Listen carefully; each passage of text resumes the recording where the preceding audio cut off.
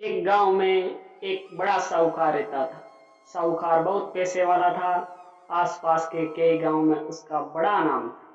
लेकिन इस साहूकार को अपने पैसों का, अपने रुतबे का और अपने नाम का बड़ा ही घमंड था। वे अपने नाम को बनाए रखने के लिए बहुत ज्यादा सोचता था और बिना किसी की भावनाओं की कदर किए वे सब करता था जो उसे लगता था कि करना चाहिए। साहूकार को कई सालों बाद एक संतान प्राप्ति हुई। साहूकार ने अपनी इस खुशी को मनाने के लिए अपने घर पर एक बहुत बड़ा कार्यक्रम रखा, जिसमें उसने आसपास के गांव के सभी श्रीमंत लोगों को बुलाया था, जो सिर्फ ऐसे रिश्तेदार थे जो पैसे वाले थे। पास के ही गांव में साहूकार की खुद की एक सगी बहन भी रहती थी, क्योंकि इन दिनों उसकी आर्थिक परिस्थिति कुछ अच्छी नहीं थी। इसलिए उसने अपनी बहन को तक इस कार्यक्रम के लिए नहीं बुलाया। साहूकार ने जिस कार्यक्रम का आयोजन किया था वह इतना भव्य था और इसके अलावा उसमें इतने प्रसिद्ध और श्रीमंत लोग आने वाले थे कि इस कार्यक्रम की चर्चाएं हर गांव में होने लगी। ये खबर उस साहूकार की बहन तक भी पहुंच गई। बहन को ये जानकर बहुत ज्यादा खुशी हुई कि इतने सालों बाद उसके भाई को आखिरकार संतान सुख प्राप्त हो ही गया। बहन ने सोचा कि भाई गलती से उसे इस बारे में बताना भूल गया होगा और अपनों को भला कोई न्योता देता है। बोली बहन ने अपने भाई के यहाँ कार्यक्रम में जाने की तैयारियां शुरू कर दी। जिस दिन वे कार्यक्रम था उस दिन बहन सुबह सुबह ही अपने भाई के घर जाने के लिए निकल पड़ी। रास्ते में अपने पुराने मैले कपड़े देखे। उसे ख्याल आया कि अगर किसी और के घर जाना होता तो मैं ऐसे कपड़ों में जाने की सोचती भी नहीं, लेकिन मैं तो मेरे अपने घर, मेरे मायके जा रही हूँ, वहाँ मुझे ये सब सोचने की कोई ज़रूरत नहीं है। जैसे ही वे अपने मायके पहुंची, वहाँ का भव्य आयोजन देखकर बहुत खुश हो गई और उसे अपने भाई पर बहुत गर्व हुआ। वहाँ पर वे जल्दी से जल्दी अपने भाई को मिलकर उसकी खुशी में शामिल होना चाहती थी। वे तुरंत सीढ़ियाँ चढ़कर घर के अंदर प्रवेश कर गई। उसने देखा कि उसका भाई मेहमान के तौर पर आए सभी धनाढ्य और नामी लोगों का स्वागत करने में व्यस्त था। बहन जैसे ही अपने भाई की तरफ उसे मिलने के लिए बढ़ी, उसकी भाई की नजरें उस पर पड़ गई और अपनी बहन को ऐसे मैले पुराने कपड़ों में देखकर भाई ने उससे मिलना तो दूर बल्कि तुरंत बहाना बनाकर वहां से निकल गया। बहन ने सोचा, इतने लोगों में बेचारा अकेला भाई क्या क्या करे, जरूर उसे कुछ काम याद आया होगा, इसलिए वहां से चला गया होगा। बहन बाद में अपनी भाभी से मिलने गई। भाभी ने उसका स्वागत किया और उसे खाना खाने के लिए आग्रह किया। बहन ने सोचा, ठीक है, पहले खाना खा लेती हूँ, फिर बाद में आराम से भाई से मिल लूंगी। बहन खाना खाने के लिए पंगत में बैठी।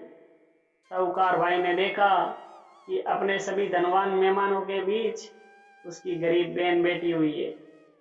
सभी कीमती पोशाकें पहने लोगों के बीच उसकी बहन जो पुराने मैले कपड़े पहनकर बैठी थी, वे साहूकार से देखा नहीं गया। उसने अपनी बहन को अपने पास बुलवाया, भला बुरा सुनाया और वहां से जाने के लिए बोला। बहन ने अपने सपने में भी नहीं सोचा था कि उसके साथ कभी ऐसा व्यवहार भी हो सकता है और वे भी उसके खुद के मायके में। अपना अपमान होने के बाद बहन तुरंत अपने घर ससुराल जाने के लिए चल पड़ी।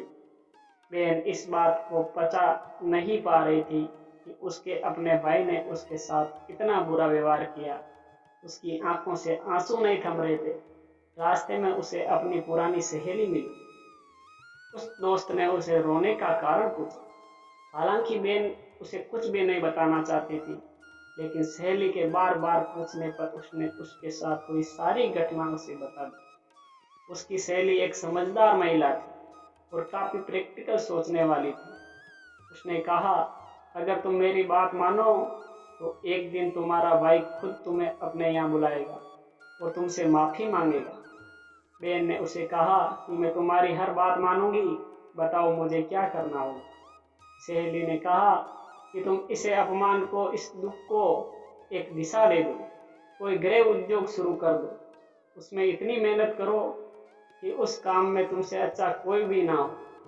बहन को अपने सहेली की बात सही लगी। उसने घर पहुंचकर अपने आंसू पहुंचकर उसी दिन एक गृह उद्योग शुरू किया।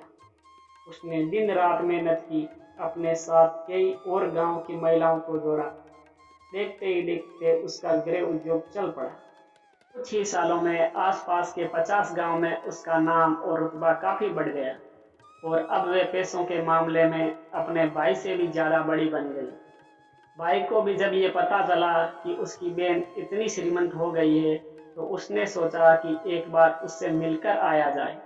वे जब अपने बहन को उसके घर मिलने पहुंचा तो बहन ने उसका किसी राजा महाराजा की तरह स्वागत किया, उसके पसंद का खाना खिलाया।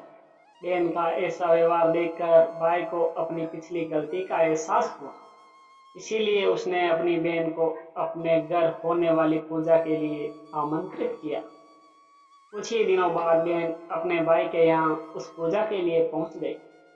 जैसे ही बहन अपने भाई के घर पहुंची, उसका भाई उसके स्वागत के लिए दरवाजे पे ही खड़ा था। बहन अपनी महंगी गाड़ी में आई थी। उसने बहुत कीमती साड़ी और उससे भी ज्यादा कीमती गहने दागीने पहन रखे। बहन का ऐसा ठाठ बाठ देखकर सिर्फ भाई ही नहीं बल्कि उसका पूरा गांव दंग रह गया। भाई दौड़ कर आया और बहन की गाड़ी का दरवाजा खोलकर उसे बाहर आने के लिए कहा और बड़े प्यार से उसे पूजा का प्रसाद ग्रहण करने के लिए बुलाया। बहन को इस बार 12 पकवान परोसे गए थे। चांदी की थाली में उसे खाना दिया गया था। के साथ में एक सोने की चम्मच भी रखी गई थी। उसके बैठने के लिए बेशकीमती पाठ रखा गया था। बहन को यह सब देखकर उसके पुराने दिन याद आ गए, जब भाई ने उसे बिना खाना खिलाए ही भला बुरा कहकर वापस लौटा दिया था। बहन खाना खाने के लिए तो नहीं बैठी, लेकिन उसने अपने सारे कीमती दाग दगीने और जेवर उतार कर उस थाली के सामने रख दी और खाने में उसे कुछ निवाले उन दाग दागिनों पर रख दी। बहन का ऐसा व्यवहार देखकर सभी हैरान थे।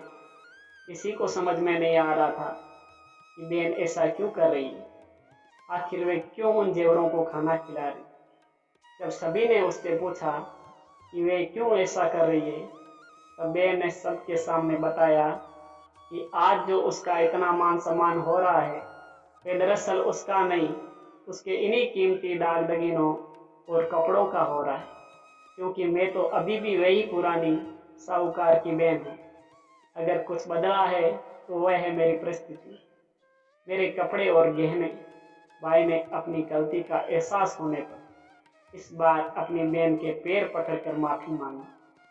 बहन जो पहले ही अपने भाई से निस्वार्थ प्रेम करती थी, उसने अपने भाई को माफ कर दिया और उसे गले से लगा लिया।